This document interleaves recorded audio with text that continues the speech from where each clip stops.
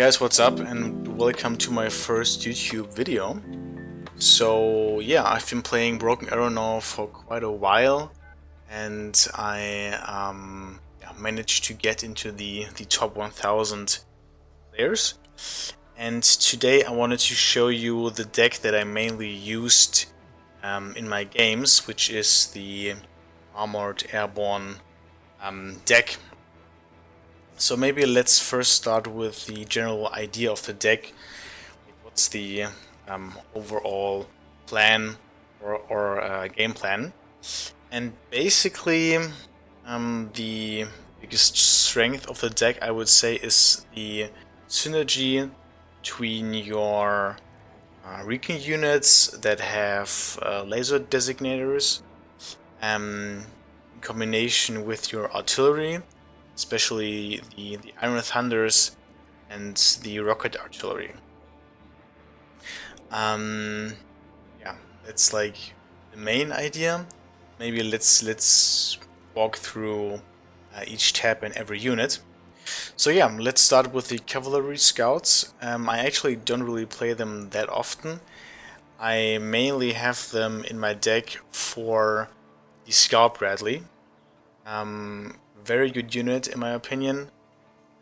For the price you get a recon unit with 2000 vision, you get the stealth on the Bradley, and if you compare it to the normal Bradley, you just pay 20 points more, you get more vision, you get the stealth, which is huge, and you get a bit more of ammo for the tow.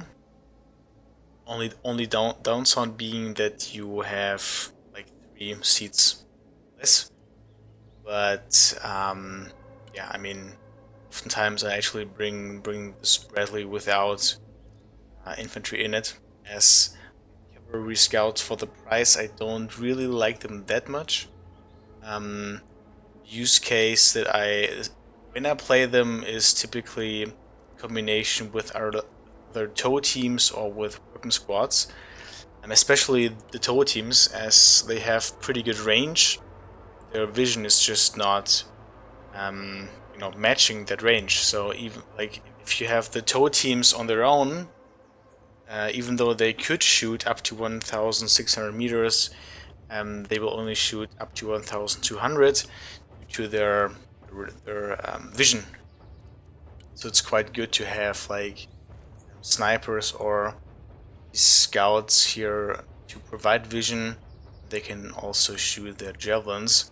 However, they only have 3 of them, so yeah, you have to rearm them quite frequently.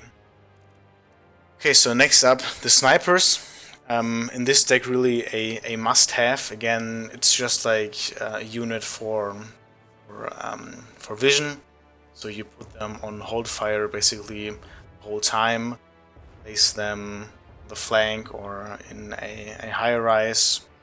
Yeah, and these guys should just provide vision and laser targets, and that's the same idea basically with the drone.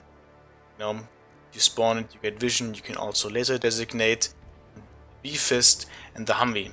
So again, like it's really focused on getting vision and laser designating targets. And maybe let's just jump real quick to the support tab, because here are the units that synergize extraordinarily well with that laser. So you have the Iron Thunder, and with their smart ammunition you can really decimate enemy units, and like any kind of enemy units, be it infantry or even heavy tanks. If you manage to laser a target, and you shoot with the Iron Thunder on that target, it will just basically die if it does not move in time. I mean, again, they have 75 millimeters of explosive penetration, meaning that if you were to shoot on a tank and you do not laser it, it will basically do 0 damage because the damage will go in the side armor. Side armor is well above that 75 millimeters of penetration. However, if you laser it, it will just land on top of the tank, meaning it will penetrate the top armor.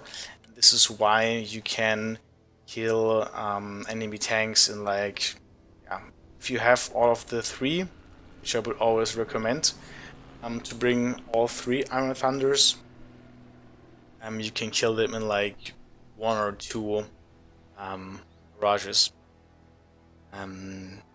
Yeah, again, like the Iron Thunder is really like the core, I would say, of this build, like your long range weapon to basically utilize the vision that you build up with your recon units. So you want to have like 2 snipers on the field, 1 or 2 B-fits. These are really good to place them on the flanks. Drive through. They can easily take out enemy like light scout vehicles or other scouting infantry units.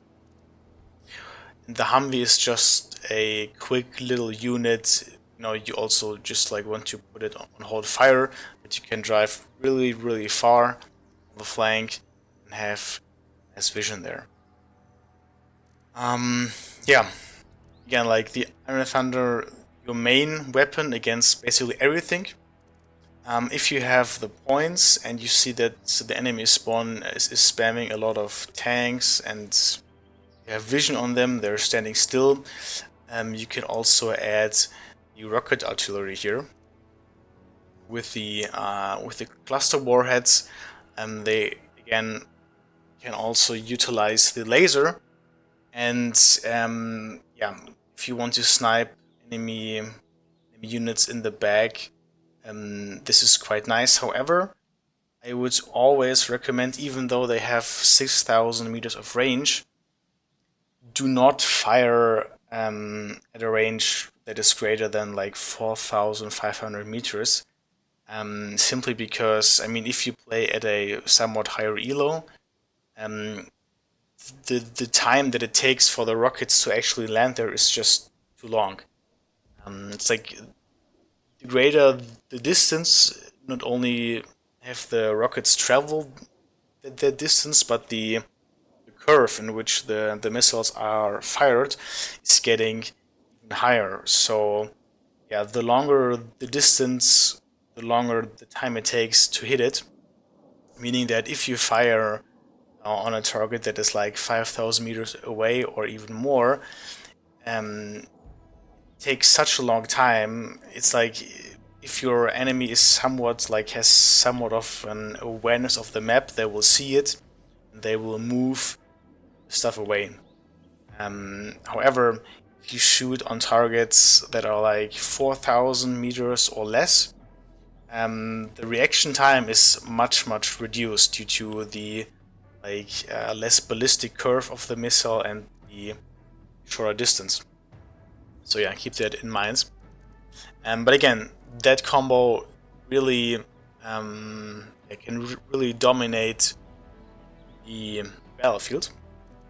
But let's continue with the infantry. So I would say, or my philosophy building decks is that I want to have infantry squads for short range, medium range, and long range. And typically want to have for like each unit should have one specific purpose and they shouldn't really overlap. So you don't really want to have like 2 units that are basically the same. And I think this reflects it quite well. So I have like, let's say my standard range, which is like 400 meters for infantry typically. Have are my mechanized riflemen. They aren't like so great, but they are quite cheap. 50 points is quite cheap for them, and for that price you still get 4 AT rocket guns. that's quite good. So for like 100 points, when you have them like by 2 of them, you have 8 of these 84 CS, they can really fuck up an enemy tank. And again, they also bring in Bradleys, which I don't play them that often, but on maps that are pretty open, that have very like open fields, Bradleys, especially in combination with the Scout Bradleys, make a really good addition to your front line. Then for the close range, I have the mech engineers. Yeah, these guys really can do a lot of damage to infantry as long as they have ammunition for the smalls. Without the smalls, they are not that strong. So yeah, typically I get 2 of them, put them in one of these vehicles, and then just like drive up to an enemy position, unload them, and yeah, fully kill them with the smalls. And for the longer range, I have the airborne with the next generation weapons loadout. So they can shoot at 600 meters. Even their Maws can shoot at 600 meters, so you can outrange enemy units a bit there. And yeah, then for the anti-tank department, I have the tow teams. I mean, you can also go for the tow 2B. However, I would always say having like more mass is better than having higher quality, simply because when you shoot against enemy targets, they are very likely have APS, so you will need 2 rockets,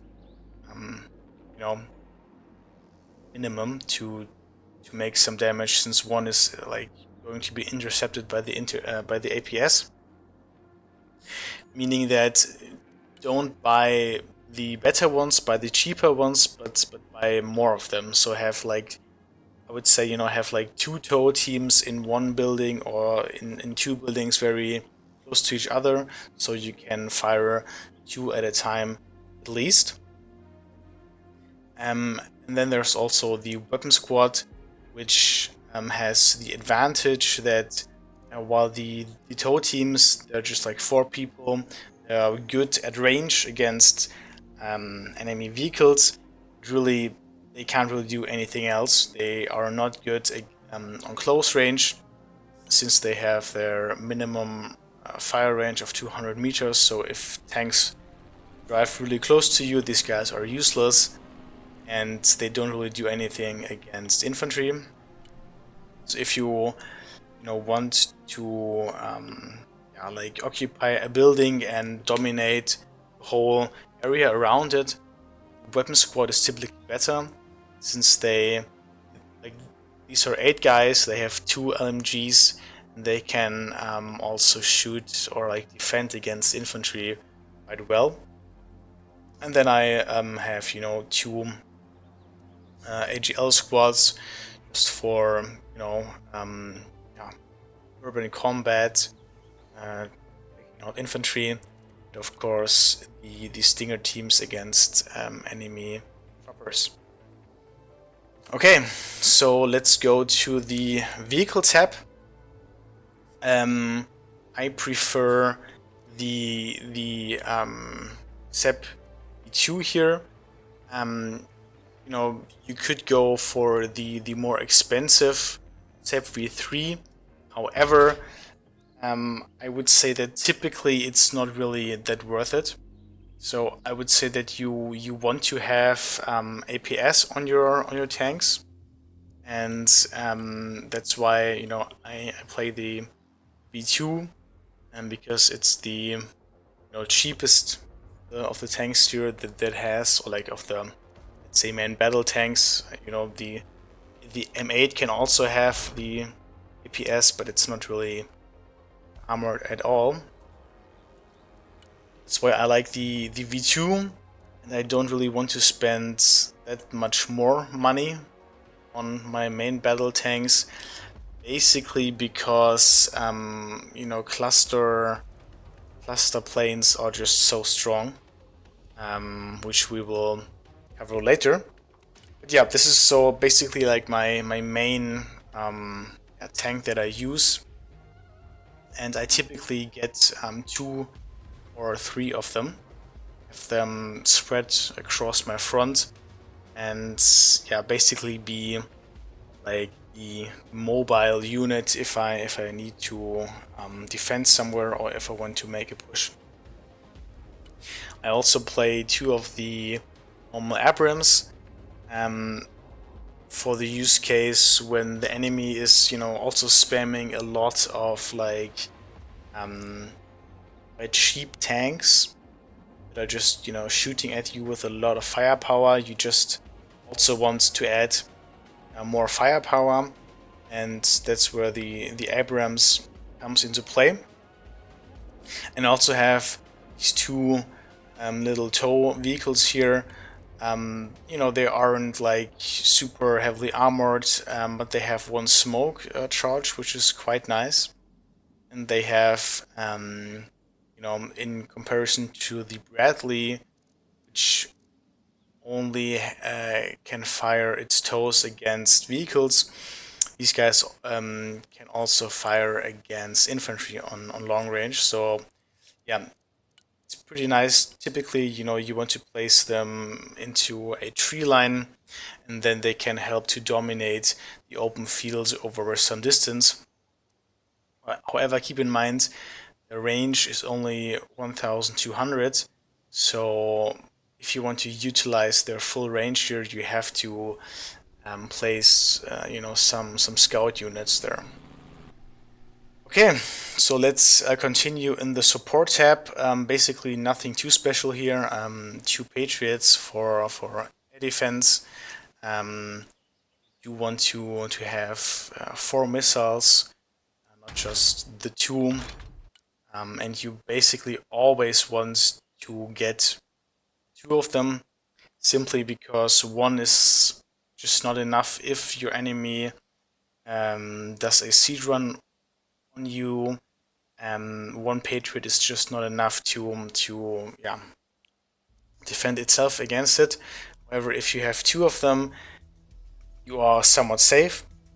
And if the enemies are playing a lot of seed, you can add the PVETs.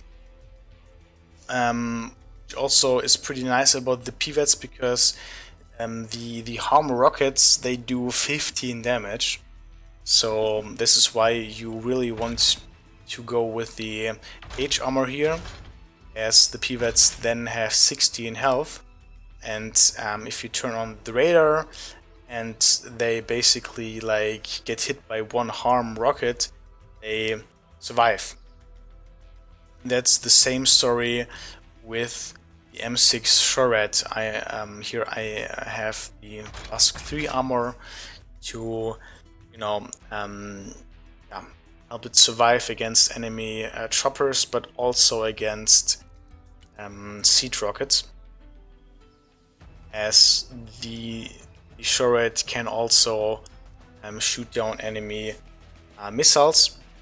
And in general, you know, for the US, I would say if you have Shorad units that can also shoot down missiles, these are typically the ones that I would go for, in comparison to, you know, the Avenger, which can only shoot at enemy choppers. So yeah, and for my supply, I typically rely on the MTV here. It's, you know, quite a solid vehicle. You can also transport infantry with it if it's needed, but typically, you know, they are quite fast. 4500 is somewhat good to yeah, to supply front line. And then I have yeah, this little guy here. The thing is, it's not really that fast, so I typically use it to supply my backline. basically the Patriots and my artillery. Okay, so now for the choppers, I mainly play the longbow. Just a very solid unit. Thing with the longbow or with any chopper in general is you want to play with them quite defensively. They can be really good, but they also die extraordinarily fast. And especially when you play against Russia, they really have some very good anti-air systems that can take out choppers very easily. So you want to play them quite cautiously. Think of them as like a very mobile defense unit, so you can, switch on the battlefield quite swiftly and react to any kind of pushes that happen. That's why I also have it in this loadout, the Hellfires against any armor and the upgraded Hydra rockets against any type of infantry. Then I have the Kiowas, which are basically just there if you are getting pushed with a bunch of choppers. You can spawn them quite fast, and they can react to this threat. Or you can also place them as kind of a recon unit. If you play on maps that have like very huge flanks, you can just place them on the flank. They have great vision with the with this upgrade here, and then they can just provide vision and shoot down any enemy choppers that are trying to get to your backline. And speaking of the backline, I also play this Apache, this loadout, because typically with this deck you don't really want to play in the middle of the map. You rather want to play on the flank to more utilize your scout vehicles, etc. And oftentimes when you are somewhat winning on the flank, or you know that you have taken out some kind of anti-air units of the enemy, I like to play this Apache. It's very cheap, and just like fly it into the backline. It might die instantly, but if not, if the enemy has nothing against it, you can in a second destroy the whole backline, like destroy the Patriots, the artillery. So yeah, a really great unit if you are winning on the flank. You want to capitalize on that. Okay, so to finish it off, the Air Tab. I typically play these three airplanes here. So the A-10, really great at stopping enemy armored pushes. It's also quite cheap, so 235 points. It's like if you just kill one enemy tank, it's already worth it, and the chance of killing one is typically quite high. Typically you can, with 6 Mavericks, you can kill more than one. This is pretty good if the enemy is pushing with some tanks, or with many tanks, let's say 3 or 4. They are not that close together, because the way you play the A-10 is you fly in low, and then you somewhat place the strafing run in the general area, and yes, it shoot its target, its gun on the targets in that strafing run area, but the Mavericks go also left and right of that, so you can cover quite a big area here in one attack run. And when the enemy is more bunched together, or maybe has like some very high valuable tanks that are in a forest. You don't have vision on them, but you know that they're there. You can play the cluster planes, and at the moment, I would say these cluster planes are extraordinarily strong. They are, I would say, so strong that the meta has somewhat shifted. That tanks are, I mean, tanks are quite good, but you have to play them very offensively, because if you know, go not like balls deep, but somewhat deep with your tanks, and the distance to your patriots increases, these tanks become a very vulnerable target for enemy cluster planes.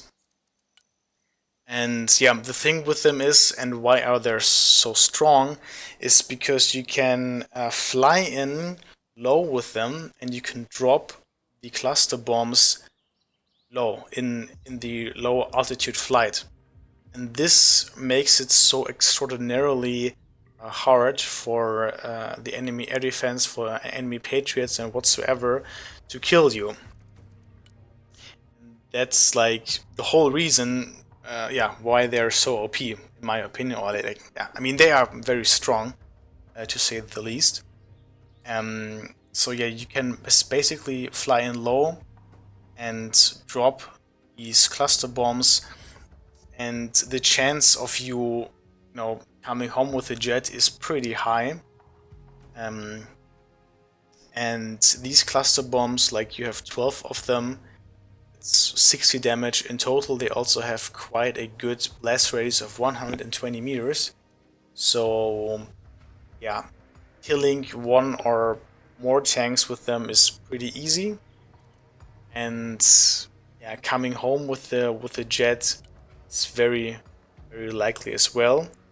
And the chance that you will get shot down before you can drop your bomb, so you know, basically like worst case scenario if you play planes,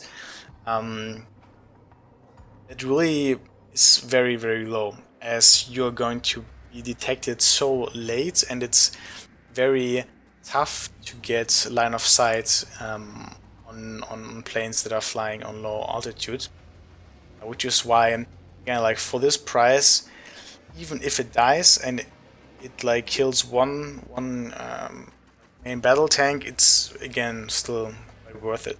Okay, so to conclude the video, let's again look at the strength and the weaknesses of the deck, in order to, you know, give you a little guide on when to maybe choose this deck, when to maybe not, and how to yeah, play the deck. So again, your two biggest strength in this deck are, first of all, the combination of your pretty good recon units. You know, you have the drone, snipers, BFIS, and the Humvee. So you want to get a vision on the map that's like very, very crucial, and then to follow up, to capitalize with this vision, especially with the laser designators, with your Iron Thunders and your rocket artillery.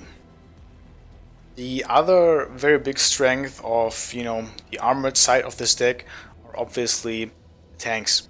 So you have yeah, very, very good tanks, meaning that on open fields you can dominate with them quite well, in combination with you know, with the tow teams and with the Bradleys and the Scout Bradleys. So basically, meaning that if you're, you know, playing a game and you see, okay, the map that is chosen has much like more open fields, or at least one flank that is more open, you are playing this deck, you want to go you know, on the open flank. And this also brings us to the weakness of the deck. The weakness is that your infantry is just not really that great. Yeah, again, like the mech riflemen, yes, they are cheap, but you don't really win anything with them, to be honest. They are, somewhat good for defending, I would say, but you don't really have so great units to push in these like infantry meat grinders. And that's basically also like the thing with this deck. You want to avoid infantry meat grinders being yeah, big forests where you essentially you can't really get any vision because there are no open fields. They are just like several forests, and there. First of all, you can't really play synergy with the recon units and your artillery because you're not really getting so much vision. And second of all, you just do not have um, the numbers and the quality of infantry units to basically play this infantry meat grinder. This is also somewhat true for urban warfare. For urban warfare, there are better decks, I would say. However, in like urban areas, you can still play this deck. Basically, because typically there are some high rises, meaning that you can still utilize, your snipers, get vision, and play it with your artillery. However, again, the closer the corridors of the map are, the better infantry gets, meaning the less good this deck is going to be, as again the infantry isn't that strong compared to your tanks, compared to your artillery.